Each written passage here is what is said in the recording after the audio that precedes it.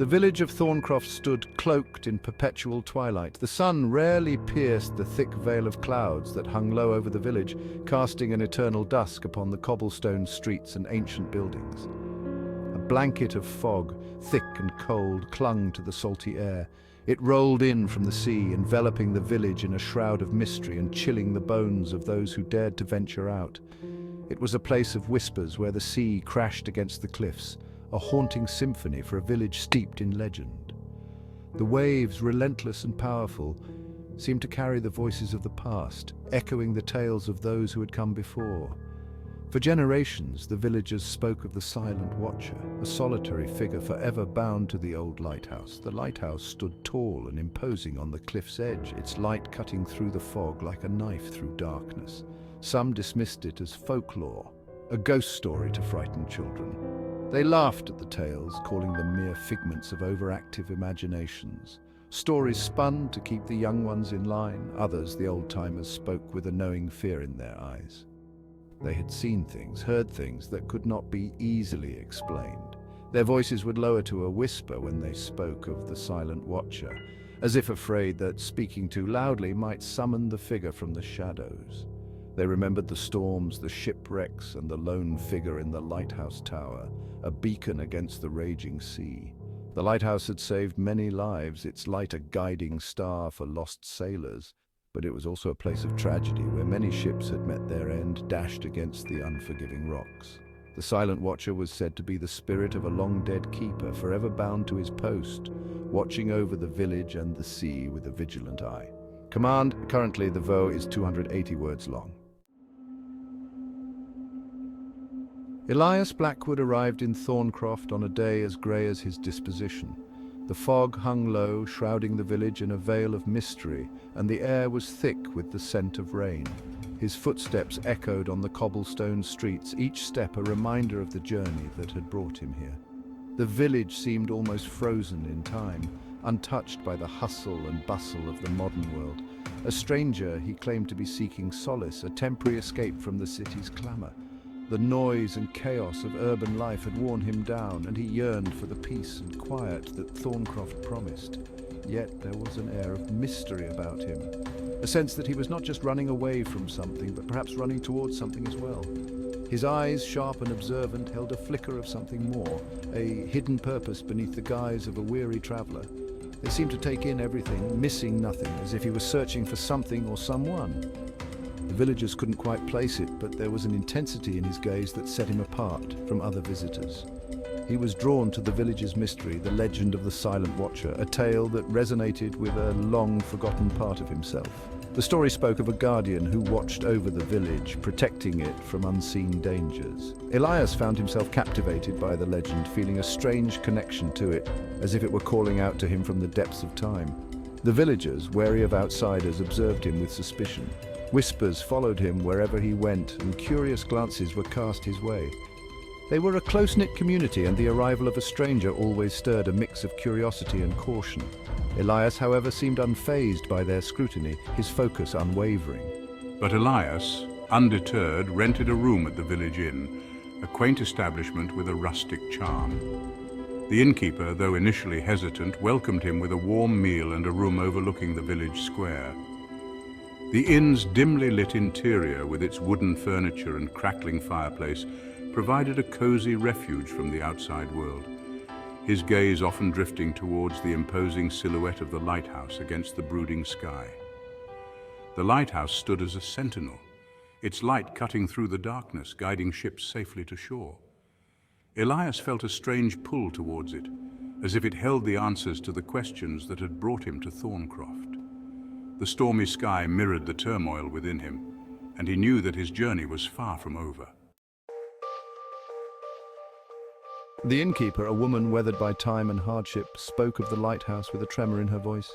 Many have tried to uncover its secrets, she warned, her eyes reflecting the flickering firelight. But the lighthouse keeps its own counsel. She spoke of a tragedy, a storm that claimed the lives of many, including the former lighthouse keeper. Since then, the light had flickered erratically, a ghostly presence seemingly haunting its tower. Elias listened intently, piecing together fragments of a forgotten past. He felt an inexplicable connection to the place, a pull towards the mysteries hidden within the lighthouse walls. The following day, Elias set out towards the lighthouse, a lone figure against the wind-swept landscape. The path was treacherous, eroded by years of relentless sea spray, yet he pressed on, an inexplicable force urging him forward. As he neared the lighthouse, the air grew heavy, filled with an oppressive silence. The wooden door creaked open, revealing a spiral staircase shrouded in darkness. Elias hesitated for a moment, a shiver running down his spine. He took a deep breath and stepped inside, the door slamming shut behind him with a resounding thud. The air inside the lighthouse was thick with the smell of salt and decay. The walls, once white and pristine, were now stained with the passage of time, covered in a layer of grime and neglect. The atmosphere was heavy, almost suffocating, as if the very air was weighed down by the memories of the past. Each step up the winding staircase echoed eerily in the oppressive silence.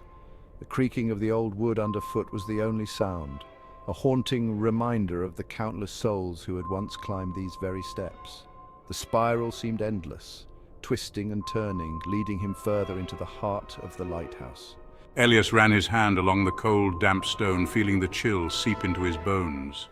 The walls were slick with moisture, a testament to the relentless sea air that battered the lighthouse day and night.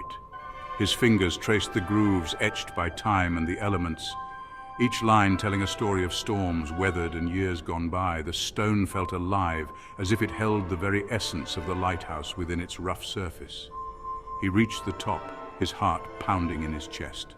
The climb had been arduous, each step a battle against the weight of the past and the unknown that awaited him. He paused for a moment, catching his breath before stepping into the room at the top. The room was bare, save for a rusted lantern and a dusty table.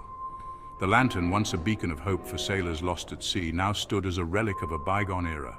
Dust motes danced in the faint light, adding to the room's eerie ambience. And then he saw him, a figure barely visible standing by the window. Elias's breath caught in his throat as he tried to make sense of what he was seeing. A figure, as faint as a whisper, standing by the window. The light from the lantern flickered, casting long shadows that seemed to dance around the room. The figure was tall and gaunt, its presence both unsettling and mesmerizing. Tall and gaunt, the figure seemed to flicker in and out of existence like a candle flame in a draught. It was as if the very fabric of reality was struggling to contain this spectral presence, its form as insubstantial as the fog outside. The mist swirled around the window, creating an ethereal backdrop for the ghostly figure. Elias felt a chill run down his spine as he realized he was not alone in the lighthouse. Elias froze, his breath catching in his throat. The figure turned, and for a fleeting moment their eyes met. Elias felt a jolt, a strange sense of recognition, as if he was staring into a forgotten mirror. The figure raised its hand, pointing towards the churning sea below. And then Elias saw it, a vision vivid and horrifying. A ship caught in the throes of a storm, its sails ripped to shreds. He could almost hear the screams of the sailors, their desperate cries swallowed by the wind and the waves. The vision faded, leaving Elias shaken and disoriented. He stumbled back, his hand instinctively reaching into his coat pocket. His fingers brushed against a worn, leather-bound journal, a family heirloom he'd brought with him. He pulled it out, his hands trembling slightly. As he flipped through the brittle pages, yellowed with age, he recognized the name scrawled across a faded entry, Thorncroft. The journal belonged to his great-grandfather, a former lighthouse keeper. The entry spoke of a storm, a rescue attempt, and a promise made to a dying man aboard the doomed vessel. Elias's blood ran cold as he read the final words. My great-grandfather had failed to save the captain of the ship, a man named Silas, who pleaded with him to warn others of the treacherous rocks near the coast. The journal entry ended abruptly, leaving Elias with a chilling realization. The silent watcher, the ghostly figure I encountered, was Silas. He's forever bound to the lighthouse, unable to find peace until his warning is heeded.